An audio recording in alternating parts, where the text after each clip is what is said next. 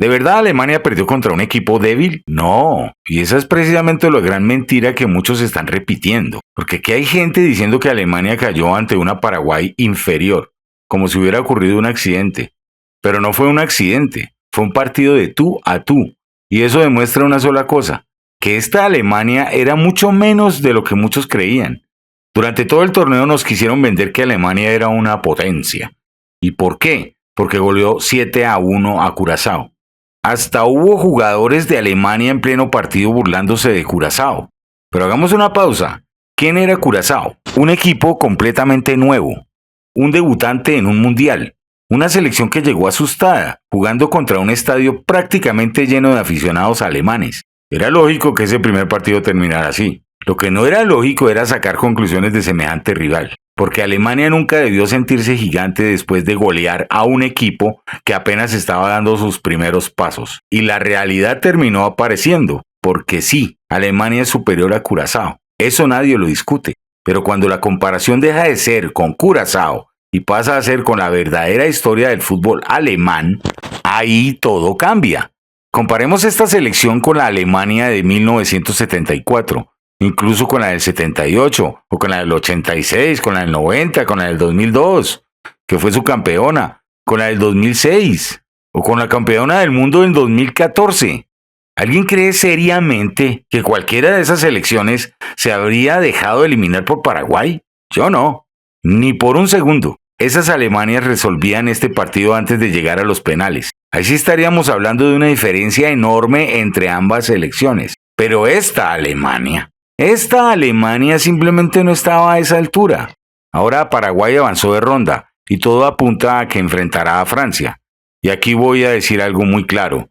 Lo más probable es que Francia termine goleando a Paraguay, mínimo por 3 goles de diferencia. ¿Eso significa que Paraguay hizo un mal mundial? Para nada, al contrario. Hizo exactamente lo que siempre ha sabido hacer. Defender, ser ordenado, confiar en su arquero y aprovechar al máximo sus fortalezas. Ese es su estilo. Y tiene todo el derecho a jugar así. El problema nunca fue Paraguay, el problema fue Alemania. Porque un equipo realmente grande encuentra la manera de romper esos planteamientos. Y Alemania nunca encontró la solución. Así de sencillo. Muchos se dejaron engañar por aquella goleada sobre Curazao. Pero la realidad terminó golpeando muy fuerte. Porque esta Alemania es un equipo débil. Y probablemente Francia la habría eliminado incluso antes.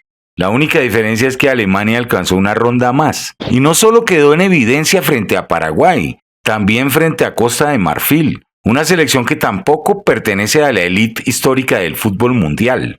Apenas suma 3 victorias en la historia de los mundiales, y aún así tuvo opciones claras para derrotar a Alemania. Eso ya nos estaba avisando cuál era el verdadero nivel alemán, pero muchos no quisieron verlo. Después llegó Ecuador, y lo voy a decir sin rodeos, yo estaba completamente convencido de que Ecuador iba a ganar.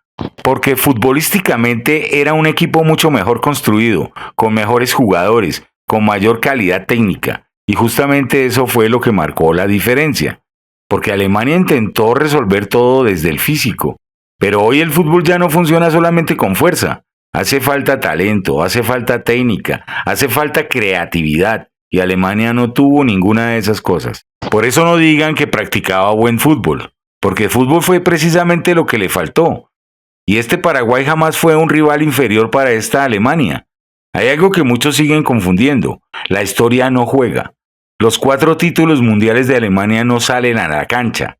La selección campeona de 2014 no aparece por arte de magia cada vez que Alemania disputa un mundial.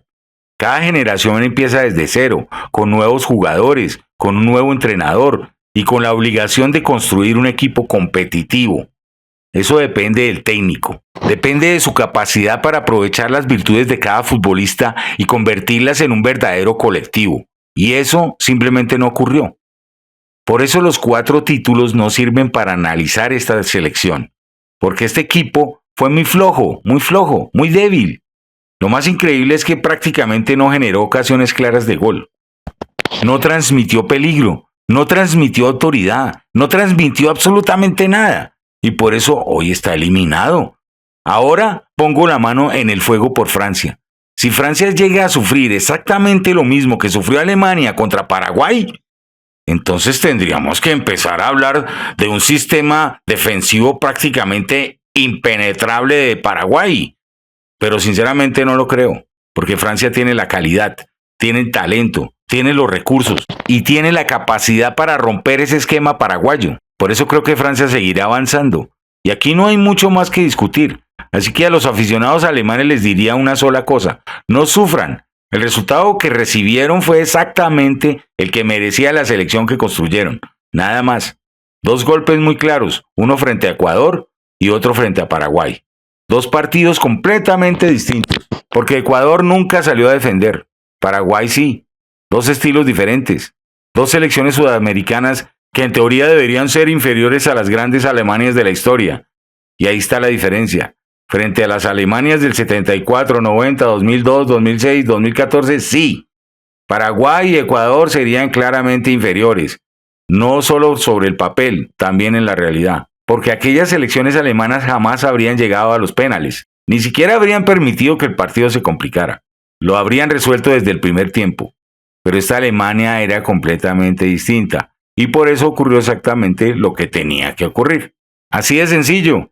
Y aun si hubiera clasificado, habría sido un auténtico milagro, porque tarde o temprano Francia lo habría eliminado, sin ninguna duda.